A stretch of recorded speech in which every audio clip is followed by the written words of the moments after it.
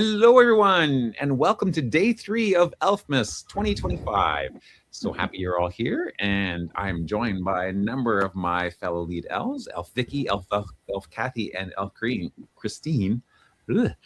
But what's more exciting is I'm joined also by Elf Roy from over in England, across the pond from where I am. Who just solved a wish for Anastasia, and he's going to reveal all of what he's done. And so, welcome, Roy. How are you doing? I'm doing okay. Hello to everyone. Excellent. Hello. Do you have snow where you are in England? So I'm on the south coast of England. I live not too far from Southampton. It's probably a place you might have heard of. Okay. All the big cruise ships leave from there, including the Titanic, Ooh. right? Including the Titanic, but that was a little while ago. Yes, and most cruise ships don't have such a storied past to them, and they're much more successful. So don't worry about that. Yeah, they get back usually. Yes. And Anastasia, you're from Texas, I believe, right? Yes, I am. So you probably don't have snow. Say that again? You probably don't have snow right now. We don't. We have almost 80-degree weather right now. Wow. Yeah. Merry Christmas to us. It looks like fall and it feels like summer. Wow. So you and Elf Vicky have more similar weather. Yes, probably. But now I'm near the coast, so I have beach weather. Ooh. And summer, almost summer. No, it's summer already. It is summer officially, yes. Yes, it is. For you. Great. Well. Fantastic. Well, welcome everyone. Whether you're watching this live, or watching the recording party live or after the fact, hope you're enjoying the 12 days of Elfmas. And Roy, if you want to share your screen again, there it is right there. And I will put that up and you can take it away. Okay. Well, I should say, first of all, that I had a lot of help from Elf Liz on this one. Although she didn't want to partake of it live with us, she wasn't able to do that. So, okay, so I've make sure I've actually got my mouse in the right place. There we go. So this is what Anastasia wished for. It concerns John James Hughes. He was born, according to what Anastasia had, in England on the 8th of December 1872. Died in Queens in New York City on the 6th of December 1947. He knew her parents were James Hughes and Elizabeth Duffy, and that he came to New York when he was an infant. But she didn't really know anything about him before 1900. Who was he connected to, etc. She was aware that he had some siblings, at least a sister Elizabeth, who was married 3 times. The last one to a man known as Jack, who was Scottish, and possibly also a brother James. She also knew that from the family Bible records that families named Neville and Murphy were known to the family. How are they connected? So lots of questions and not too many answers. So I had a look at this one first of all, and being in England is fairly easy to find records for, especially when we're talking a period like 1870. But the first thing I discovered was that he wasn't born in 1872. He was actually born 2 years earlier in 1870. And he was born in Gateshead, which is in County Durham, which is back towards the north of England. He was a Roman Catholic who was baptized in the Church of St. Joseph. And as I said, we already knew his parents were James and Elizabeth. I found him in 1871 living at 21 Burden Street, Gateshead, with his parents. But that was an interesting find because how do you spell Hughes? Always got to be careful with spelling. Don't assume they spell it right. Hughes was spelled H-U-E-S. So that took a little bit of spotting. Then he did come to England then the following year. So he was only just over a year old when he came to New York, left England They came in on the SS Wisconsin, arriving in New York in 1872. I found him in the 1880 census in New York City, living in Manhattan at 357 First Avenue. He was with his parents and some of his siblings. And as Anastasia knew, he was married to Mary Teresa Simcox, and that was on the 26th of January, 1898. What happened in 1900, though, is interesting because, first of all, I found him twice in the census records. He was listed as living, first of all, as living with his parents and siblings, and he was down as a widower. That was at 440 East 17th Street again. But he was also listed as living with his wife Teresa and their uncle Thomas Neville at 182 Freeman Street in Brooklyn. Now, the 1900 census has in there in the record, it also has the months of birth of each of the people it lists. So the one for when he was with his parents and siblings had the correct months of birth. The ones with his wife Teresa and his uncle Thomas all had the wrong months for their birth. Made me wonder a little bit if it was the right family. But then in 1905, we find him at the same address, 182 Freeman Street, Brooklyn, with a wife and a young son, John Leo, who survived until he was about 8 or 9 years old, I think.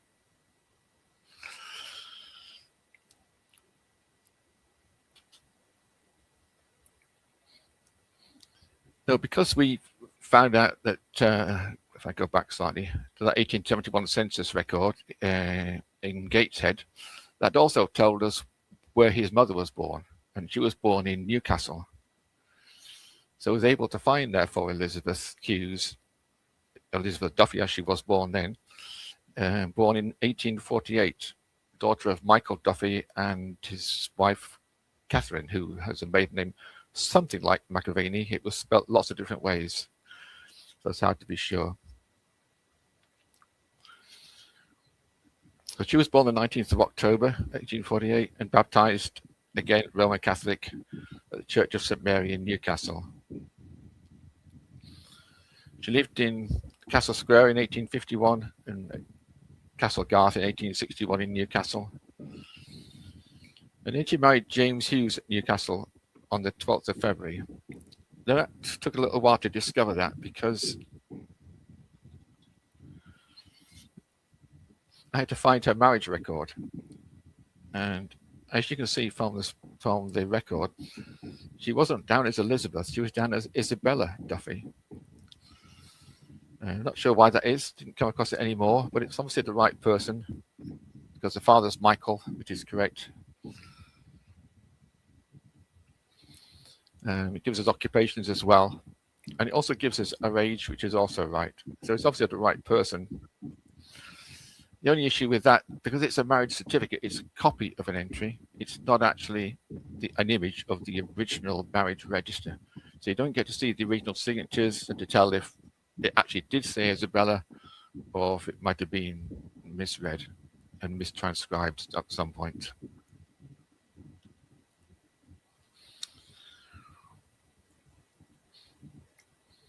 So we know a bit more about the rest. We've already mentioned that. They had their son John, they came to New York. The other thing that the 1990 census tells us is that there were 8 more children born to them, because they had 9 children in total, but only 4 of them survived. So Anastasia, you'll be aware that there was Elizabeth and there was a James. Did you know that there was also a Mary? I had seen a record regarding that on Family Search, but I was honestly confused because I saw the 2 1900s census. So I was thinking that there had to have been 2 Hughes families at that time who had just very similar names. And that's where my confusion was. So I didn't know about the other children. Okay. I knew about Elizabeth, but I didn't know about the others. Well, we think probably Henry died young, but I haven't found a death record for him. Okay. And I've not found the other missing three. They all died young and were possibly born in the 1870s. Mm-hmm. Because Okay. they were living in New York from 1872 onwards, so you could have got quite a few children in between times. Mm-hmm. Oh my goodness. Yeah, so I did find their addresses in 1880, onwards up to 1905. I used the New York City directories to find their addresses between, because there were no census records for 1892, 1890, or 1885 for Manhattan. So you go straight from and there's no 1890 census, of course, in the US, so you have to go straight from 1880 to 1900. So those city directories were very good, providing extra information. Mm-hmm. And then finally found that Elizabeth died on the 27th of March 1908, which is what it said on one of your images on the profile. It had that date of death for Elizabeth Hughes. Mm-hmm. Okay, so let's have a quick look at the children now. So it's his daughter Elizabeth. We've got a date of birth, 19th of May. And she married, first of all, Charles Samuel Black, 1903, 19th of August, 1903. Now, Charles didn't die until the 29th of November, 1919. Yet, on the 24th of July, 1910, she married Georgie Judson. So they were, I don't know what happened, separated, divorced, certainly wasn't widowed.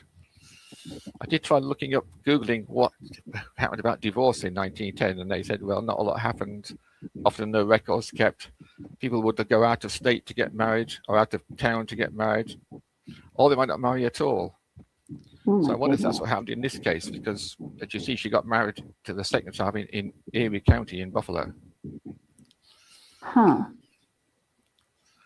And Wow. it gets more interesting because after Georgia died in 1945, her third marriage was to John Andrew White, who was born in Scotland. So your information was correct. And he could well have been known as Jack, I don't know that. Okay. But when she married John Andrew, she had to put on the marriage certificate how many times she'd been married. And she said she'd been previously married once before, not twice before, just once before. And she named her previous husband, just George Judson. So no mention of the Charles Black one. So I don't know what happened there. But maybe strange things do happen, because we got some more examples of that in a minute. Oh, And goody. then we've got Elizabeth dying then finally on the 12th of July, 1955. Oh, interesting. She doesn't appear in any other family photos that we have after 1948. That was when my aunt was born. We just don't have any pictures of her after that time. So I was thinking she might have passed away then. So that's interesting that she passed away in 1955. Yeah, we might Very interesting. we might possibly have an address for her. It should have appeared in the 1950 census. Liz did the work on Elizabeth, so I haven't checked out the profile. She has actually got a profile already, and I'll link them all on in so that you can see them all later. Okay. Then there's son James. Now he's interesting because what's his middle name? He was definitely born James Patrick, but he seemed to die as James Aloysius. What? Yeah, I know. I don't know. I think you pronounce that Aloysius. Oh, okay. Thank you. No problem. It's a good Catholic saint, Aloysius. Yeah. We know he married Mary Cunningham in 1905, and that he died in 1951. Oh, okay. So I've done too much more. So you're right. There was a James. You're quite right. Okay. And then we got Mary, the third surviving sibling. She was born a bit earlier, 1879. Now, her life is interesting as well, because she married a Eugene Bechtold, who was of German descent. But Eugene had been married previously. He had a wife, Catherine, whom he was living with in 1910. But by 1915, Mary was living with him. So no marriage found. So is this another instance of separation or divorce or something going on? Don't know. But I got Eugene's death. He died finally in 1949, but Mary had died 20 years earlier in 1929. Huh. Interesting. So you've got all four of the children of James and Mary Duffy's children that survived. You will have profiles for all four of them because you've got John James, and then you've got the other three there. Interesting. Okay, but we can go back a bit further because going back to Elizabeth Duffy, we can go back to her parents, who were Michael and Catherine. So Michael Duffy was born somewhere around 1819. I haven't found a baptism record for him, so I don't know. But he married twice, Michael. First marriage was to Maria Clerkin in 1835, and he had two children born in Ireland, John and Andrew. Don't know what happened to Maria because he married again to Elizabeth's mother, Catherine McIlvaney. And this is all at Clones in County Monaghan. I don't know how well you know Ireland, but County Monaghan is somewhere up towards the northwest of Ireland. Useful to know that because we'll need to refer to other places in Ireland a bit later. Now, Michael and Catherine must have come over to England fairly well straight after that because all their children were born in Newcastle upon Tyne. And they had several. They had Rosanna Elizabeth, which we know about, Francis Peter. And then she had twins, Ellen and Michael.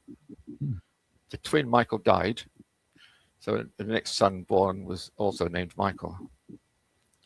But Ellen's interesting because there was already a profile for Ellen. And she has descendants. And yeah, if I get the right page open, have I got that page somewhere? Oh, it's probably hidden by my streaming thing. So that means cousins for Anastasia. It does mean cousins for Anastasia. And if this is Peter Killen. This is the member. So he's got, as you can see, his ancestors on his all on the maternal line. We got Michael and Catherine. And even more interesting, he says he was born and lived in Gateshead in County Durham, which is where John James was born, of course. But still local to the area. So he should be something like your fourth or fifth cousin once removed. Oh, come on. Very cool. Yeah, so come back. Get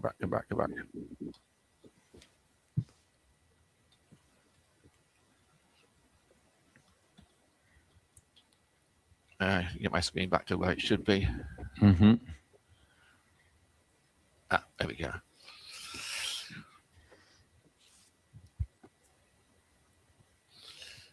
One thing you will notice is there's no hint of any Neville or Murphy families at this point. So we got no connection there at all. Again, just make sure my mouse is on the right thing. So going back to James Hughes then, so this is John James's father. We're not quite so sure about his birth and death. We think we've got it, but we're not absolutely certain. So we think he was born again in the region of Clones in County Monaghan to John Hughes. We know his father was John because we saw that on the marriage certificate. And mother's name was Anne Murray. They got married on the 3rd of November, 1835. Just judging from his age, John was born about 1845, so they've been married 10 years. And we know the rest of the summary there. We've already seen that because with Elizabeth, etc., coming over, having the children, we found out, we got his addresses, etc. We got Elizabeth's death. We think that James finally died on the 23rd of May 1911. Okay. So he outlived his wife Elizabeth. We're not quite sure where he was in 1910. We haven't found him for certain. But the death in 1911 is the one that records his parents as Anne Murray and whatever it was. I forgot he was. John and Anne. That's right. Yeah. And that's all we know about James. So we don't know if he's got any siblings, anything like that. We haven't managed to find anything because we can't find for certain when he was baptized or any other members. The Clones parish records are often missing, unfortunately, which doesn't help matters.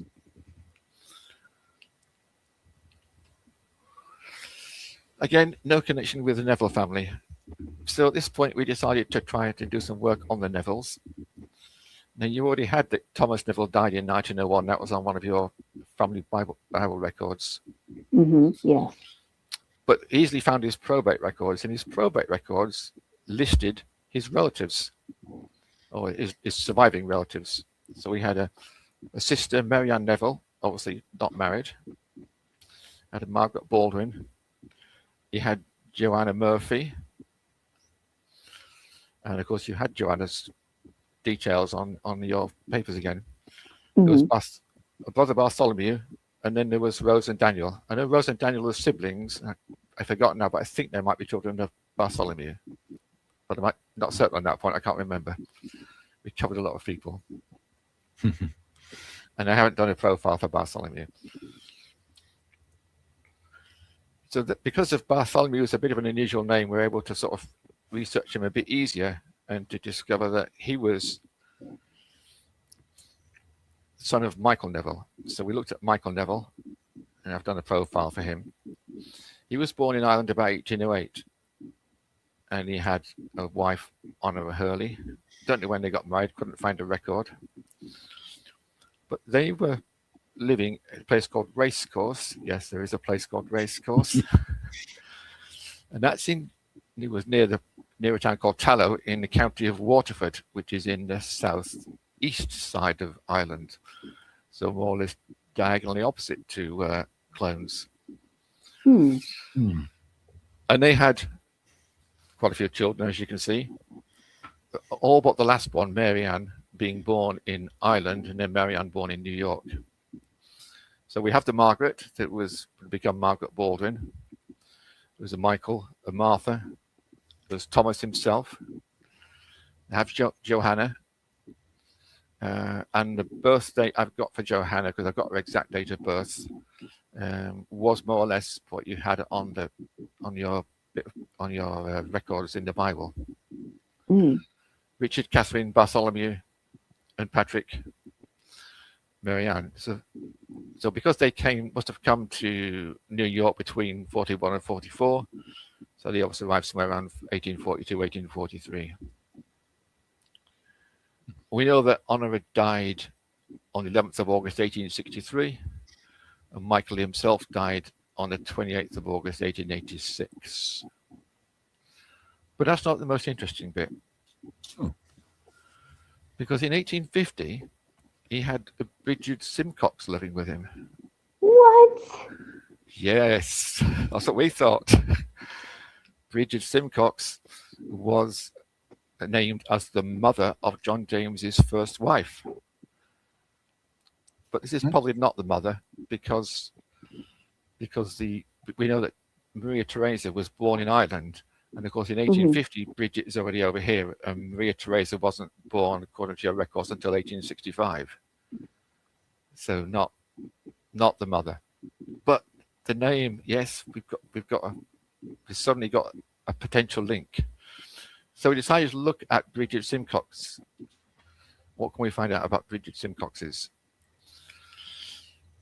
I looked through all the records of Bridget Simcoxes in New York that seemed relevant to the time period, and found essentially that there seemed to be just two of them, unfortunately. There was one that was born in the late 1820s, who was well, it had this connection, and I'll just put this one up. Where have I got it? Here it is. You got, this is a memorial that published by David Simcox, memory of his mother, and Elizabeth Simcox, who was a lot younger. And I know from the census records that Elizabeth is Mary's daughter. And then Bridget Simcox. Yeah. And I think that Bridget,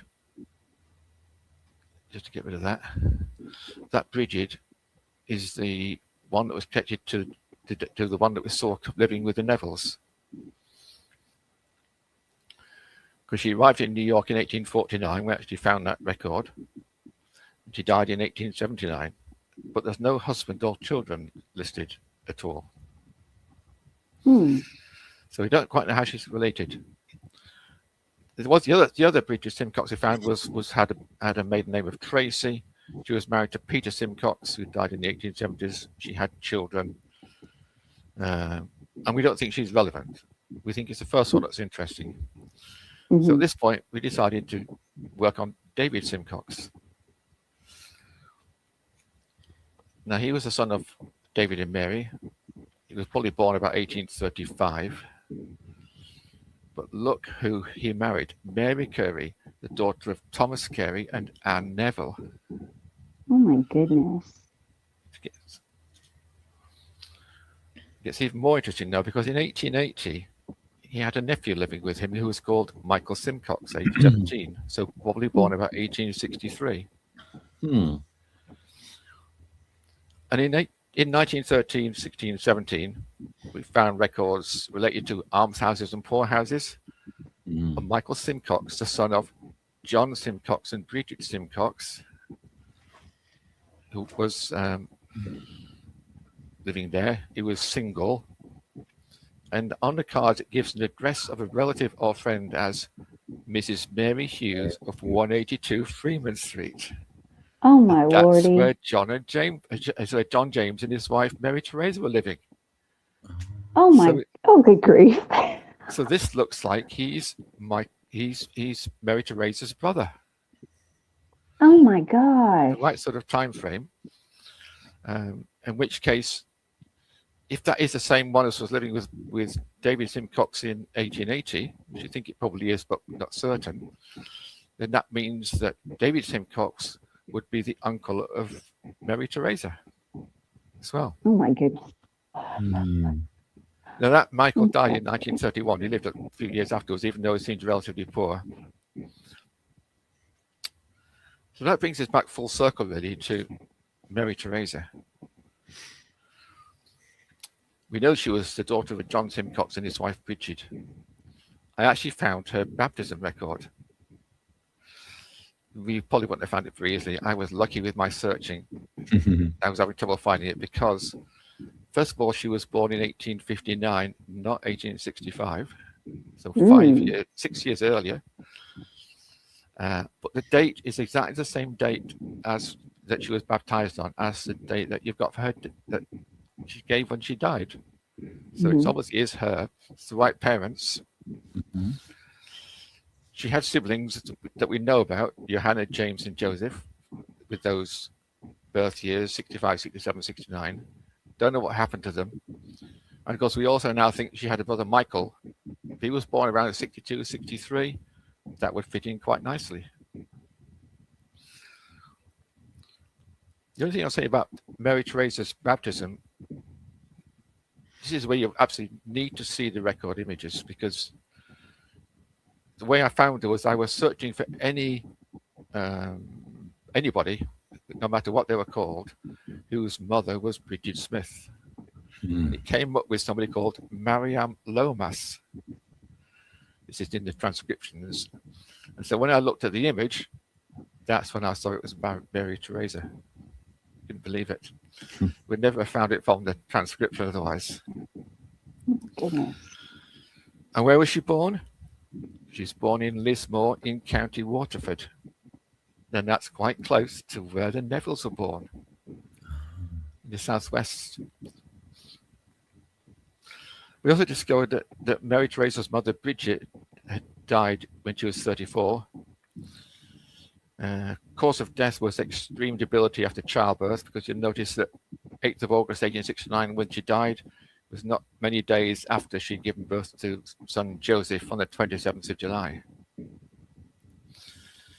And the newspaper report of her death said she was leaving a large and youthful family. So she probably had quite a few children. More we know about, because I've skimmed through quite a few of the parish records, trying to read the handwriting in Latin, of course, because it's Roman Catholic. Read through the records, and I didn't find any other siblings between Mary Teresa and Johanna. So I don't know what happened there. We also found the death of Mary Teresa's father, John. He died at age 46 at Lismore again in 1873. So that means that the children had no parents. Maria Teresa would have been 10 years old, 10 years old, and she lost her mother, and 13 or 14 with her father. And then there was all the younger siblings. So I don't know what happened to them. I don't know who looked after them. But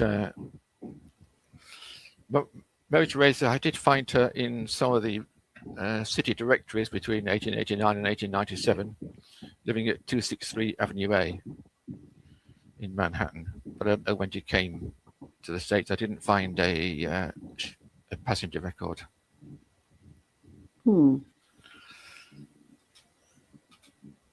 And that's it, really.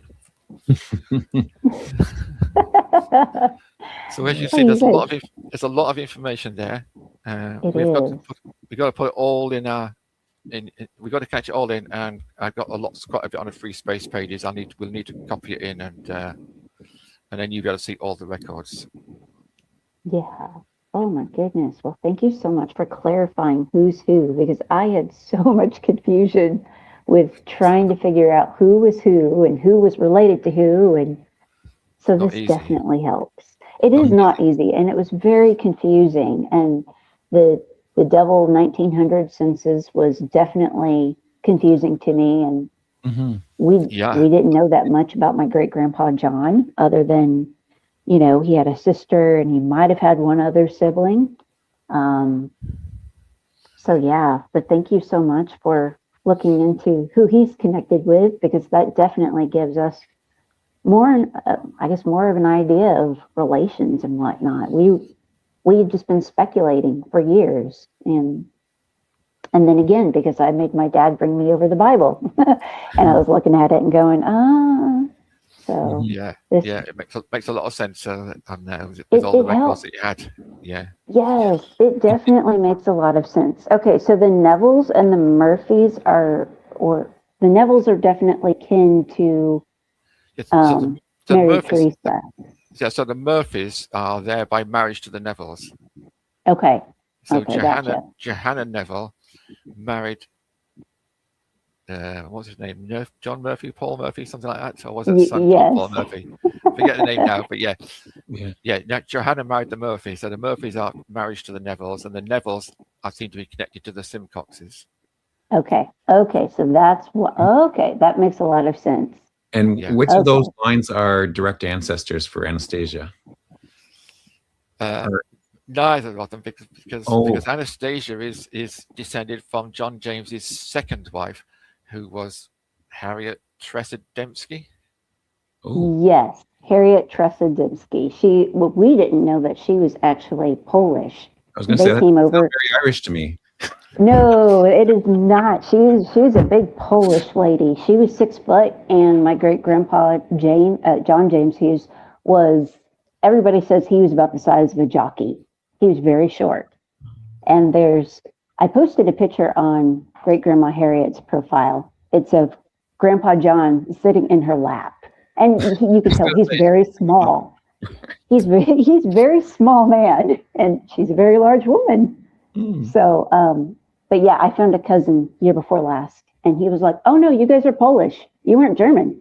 I'm the descendant of your great great grandfather's sister." And I was like, "What?" So, yep. Wow.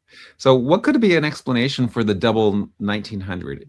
Is it possible that one of those is actually not the right name, I don't know. or What's be interesting, of course, because Maria Theresa was born in 1859. Mhm. She didn't have any children until 1901. So she'll be 42, 44. Maybe she was older. I don't know. Was there something in her age? Did they have a bit of a disagreement temporarily? I don't know what happened. Why there should be two. I don't often see two, and why he should be written in as a widow. But if this divorce thing is like, I just want to say temporarily separated, maybe, and then got back together. Well, was the like, I think in Canada, like there's a date which on the when the census happens, and everyone takes the count on that particular date. Is it the same in the States, or is it over a period? So there'd be time to actually go from one place and sort of get double counted if you're on the move. I don't know. I'm not an expert on American records, I'm afraid. I'm English. So right. This is an interesting exercise for me. It's as a learning exercise. Or Anastasia, do you know how that? I don't know off the top of my head. I'm sorry. I'm still learning. Mm-hmm. Kathy, yes, you can get double counted, because if you look at the top of the census record, it will have the date that it was actually taken. And I have seen people that have lived one place and then they moved, and both where they moved from, they were on the census for that, and then the place that they moved to, they were counted on that because of the difference of when it was actually taken. Oh my goodness. Okay. So yes, I'll make a note of the dates for you on the profile. Oh, that would be helpful.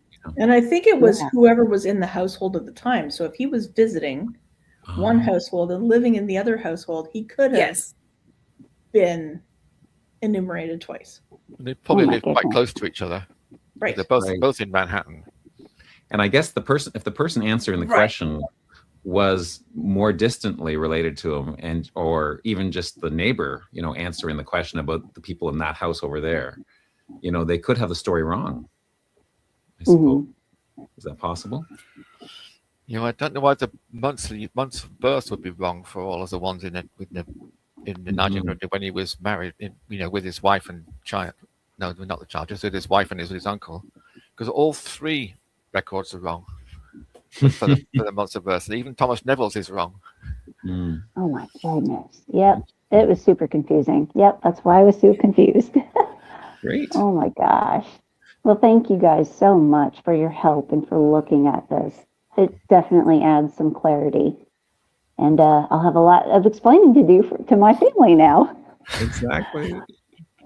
Great. Well, thanks for joining us, Anastasia, for this. It's always much more fun when we have the wisher on here who can see what's been discovered and whatnot. Thank you, Roy, for all the work you did. That was fantastic. And also to Elf Liz, who wasn't able to join us today, but great work between the two of you. And we look forward to taking all that information from the free space page. Now you can put it on real profiles, so it's not a surprise anymore.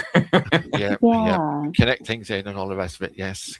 We'll connect up Ellen's profile as well, because she had a profile, so we can just connect that in, and then you'll see the connection then to Peter Killen as well. Oh, that'll be a lovely big picture. New cousin. Thank you. Yeah. Thank you guys. Excellent. Awesome. Great. Well, thanks for joining us for day 3.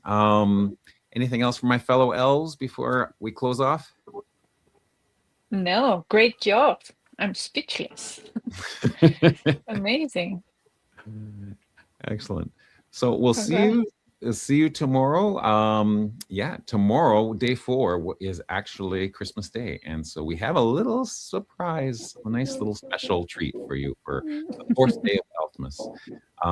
Anyways, have a great day, and we'll see you around. Bye. Bye. Bye. Bye.